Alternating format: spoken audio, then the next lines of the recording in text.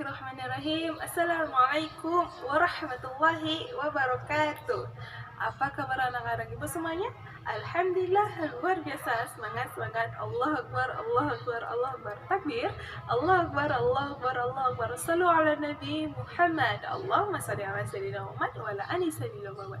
Baik anak-anak ibu semuanya, sebelum ibu menjelaskan materi pembelajaran kita nanti, ibu akan memperkenalkan diri terlebih dahulu. Perkenalkan, nama ibu Aulia Serina. Anak-anak semuanya bisa memanggil Ibu Aulia. Nah, anak-anak, kali ini kita kembali lagi belajar akidah akhlak bab 9, yaitu materi tentang percayai makhluk gaib, jin dan setan. Silahkan anak-anak ibu membuka bukunya halaman 85. Hayo, siapa yang tahu makhluk gaib itu apa?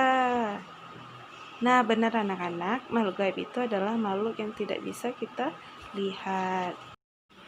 Percaya kepada hal yang gaib merupakan rukun iman yang 6. Hal gaib yang akan kita bahas pada bab ini adalah perilaku jin dan setan. Makhluk gaib jin. Kata jin berasal dari bahasa Arab, jannah, berarti sesuatu yang tersembunyi atau tidak terlihat. Jin, makhluk yang diciptakan Allah dari api dan hanya dapat dilihat oleh orang tertentu. Nah, anak-anak, jin dapat berwujud seperti manusia loh, kecuali sosok Nabi Muhammad. Karena Nabi Muhammad itu adalah kekasihnya Allah. Perilaku jin itu ada yang baik, ada yang buruk, dan ada yang beriman, ada yang kafir. Saat manusia melanjutkan ayat Al-Quran, jin yang kafir segera menjauh karena tidak kuat mendengar firman Allah.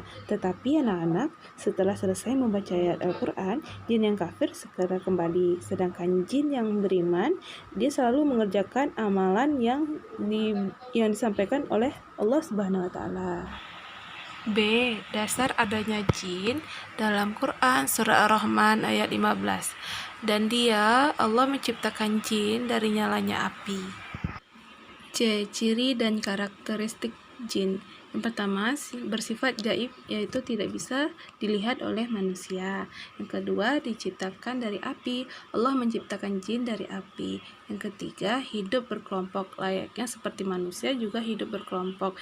Dan jin hidup berkelompok dan menempati tempat tertentu di bumi. Yang keempat, ada yang beriman dan ada yang kafir. Jin terbagi menjadi dua kelompok, yaitu jin yang beriman dan jin yang kafir. Jin yang beriman anak-anak akan selalu beribadah dan menaati perintah Allah, sedangkan jin yang kafir selalu mendustakan Allah dan membangkang akan perintahnya Allah. Sedangkan yang terakhir tidak dapat menyerupai Rasulullah. Semua jin bisa menyerupai wajah seluruh manusia kecuali Rasulullah. 2. Makhluk gaib setan. Kata setan berasal dari bahasa Arab syatana yang artinya jauh, yaitu menjauh dari rahmat Allah Subhanahu wa Ta'ala. Setan adalah salah satu makhluk Allah, dapat berupa jin dan manusia. Setan selalu menggoda manusia agar menjauh dari rahmat Allah Subhanahu wa Ta'ala, mengajak untuk berbuat jahat. Dan agar kita terhindar dari gangguan dan ajakan setan, kita harus berlindung kepada Allah anak-anak dengan membaca ta'awuz yang berbunyi A'udzubillahi minasyaitonirrajim. Bismillahirrahmanirrahim. Yang mana bacaan ta'awuz itu biasanya kita baca sebelum membaca Al-Quran dan menjelang tidur. A. Dasar adanya setan. Dalam Quran Surat Al-Baqarah ayat 208 yang mana bunyinya, dan janganlah kamu turut langkah setan, sesungguhnya setan itu musuh yang nyata bagimu. Karena setan itu hanya menyuruh kamu berbuat jahat dan keji, maka dari itulah setan itu musuh besar kita. D. Ciri dan karakteristik setan. Yang pertama, bersifat gaib. Sama halnya dengan jin tadi, tidak bisa dilihat oleh mata. Yang kedua, diciptakan dari api. Sama dengan halnya jin tadi, diciptakan Allah dari api. Yang ketiga, musuh besar manusia. Setan adalah makhluk yang selalu mengajak manusia agar jauh dari kufur kepada Allah Subhanahu wa Ta'ala. Sehingga anak-anak harus dijadikan musuh bagi seluruh manusia. Yang keempat, membujuk dan mengajak manusia berbuat dosa. Setan mengajak manusia melakukan kejahatan dan dosa melalui bisikan jahat kepada manusia. Contohnya, disuruhnya kita mencuri, itu ajakan setan.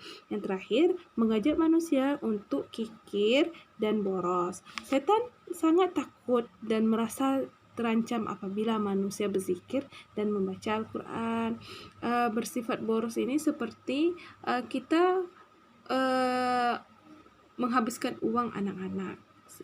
Seperti itu, membelikan barang yang tidak bermanfaat. Itulah dinamakan pemborosan. Anak ibu semuanya, dari penjelasan ibu tadi, ibu berharap anak-anak bisa mengerti dan paham apa yang ibu sampaikan tadi. Dan jangan lupa jaga kebersihan di lingkungan anak-anak semua, karena kebersihan itu sebagian dari iman. An-nadzafatu minal iman, kebersihan sebagian dari iman. Baiklah, akhirul kalam, wabillahi taufiq wal hidayah. Wassalamualaikum warahmatullahi wabarakatuh.